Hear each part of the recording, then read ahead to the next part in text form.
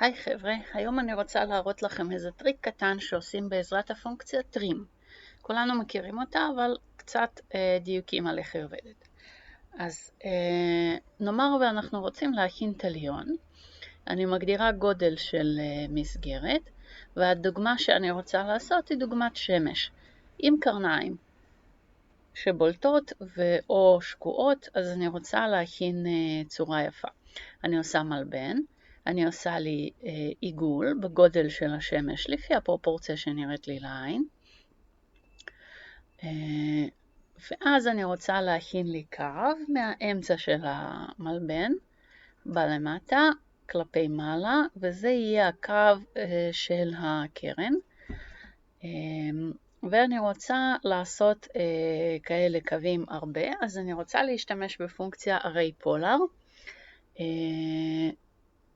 אני פה כהרגלי התחלתי אותה מהאפס, אבל המרכז של הסיבוב שלי הוא לא באפס, כן? אז אני מגדירה לי פה כמות של פריטים, ואז כשאני רואה שאני עושה טעות וראינו הולך מהמרכז, אני מבטלת את הפונקציה, עשיתי escape, ואז אני מתחילה את אותה פונקציה, ואת הסנטר אני שמה בקצה הקו. ואז אני מנסה עם 24 קווים, 360 מעלות,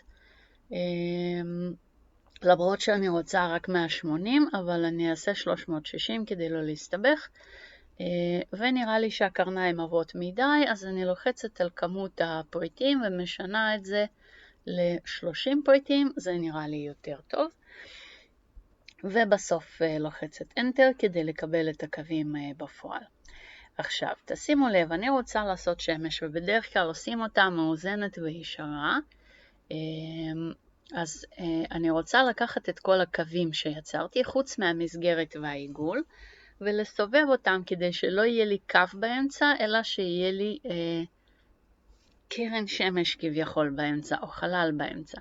אז אני עושה את הסיבוב 360 מעלות חלקי 60, שזה בעצם 30 כפול 2. ואם אתם רואים, אז כל הקרניים הסתובבו, והאמצע של התליון שלי כרגע זה קרן ולא קו בין קרן לחוסר קרן. מה שנשאר לי זה למחוק את החצי התחתון, את הקווים שאני לא צריכה, ואז אני בוחרת את כל הקווים שבתמונה. אני לא הולכת לעשות טרים אחד אחד, אלא אני בוחרת את כולם, ומפעילה את הפונקציה טרים ומתחילה ללחוץ פריט פריט. עכשיו כאן אם אני אתחיל ללחוץ על כל הקרניים זה המון זמן, אז אני עושה בחירה מימין לשמאל, וזה מאפשר לי לבחור את כל הקווים בבת אחת, את כל הקווים המיותרים. אני אעשה אותו דבר גם מחוץ למסגרת, איפה שהאורך של הקו הוא מיותר. שימו לב, אני בוחרת מימין לשמאל כדי לבחור את כולם.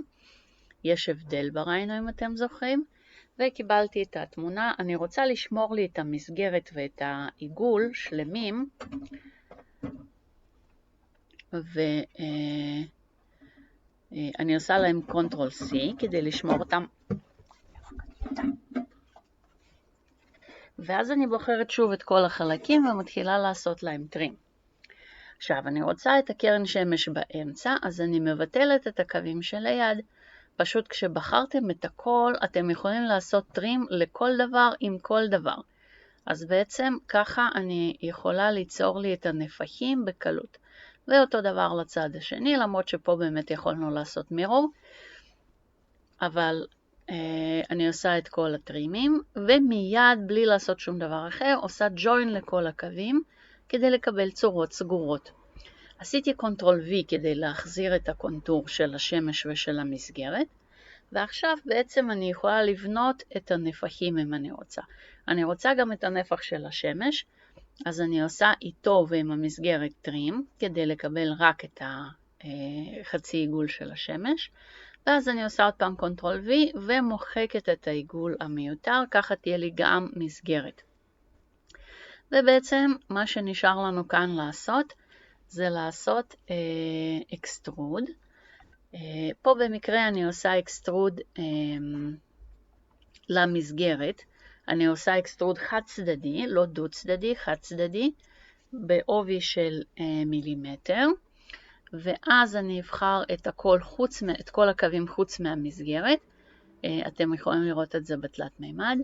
אני בוחרת את כל הקווים חוץ מהמסגרת, ואת השמש עצמה גם, ואני עושה גם להם אקסטרוד, הפעם כלפי מעלה, לגובה של 0.5 או 0.4 אפילו מספיק, ואז אני מקבלת את השמש בולטת ואת הרקע שקוע.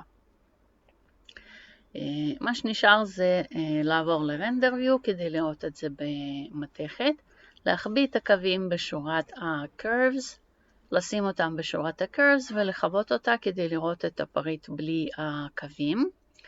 ואני יכולה לעשות את אותו תליון מאותם קווים עם שמש שקועה והמסגרת וכאילו הרקע בולט, כך בהשחרה הצורה של השמש תצא שחורה.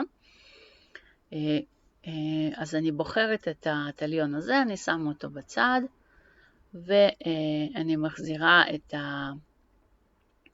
מחזירה את הקווים, מדליקה שוב את שכבת הקווים, ואז מה שאני עושה זה כזה דבר, אני בוחרת את המסגרת, עושה לה אקסטרוד של 1.4 הפעם,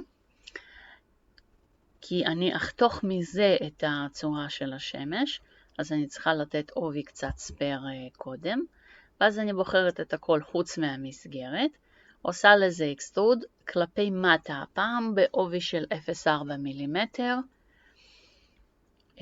ואם אני אחביא את הקווים אתם תראו בפרספקטיב כאילו אין לי שום דבר, אבל למעשה יש לי את הנפחים חבויים בפנים.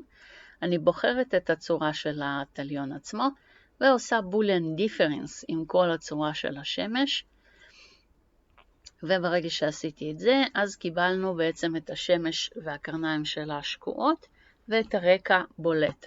אז זה למקרה ואתם רוצים את השמש מושחרת ואת הרקע בולט. במקרה כזה אולי הייתי מוסיפה גם מסגרת לתליון. אני לוקחת את הקו החיצוני של המלבן שלי, עושה לו אופסט של מילימטר כלפי חוץ. אל תשכחו, אופסט חייב קליק עם העכבר, אופסט לא עובד עם אנטר. חייבים להקליק לו כדי להראות לו אם אנחנו הולכים כלפי חוץ או כלפי פנים.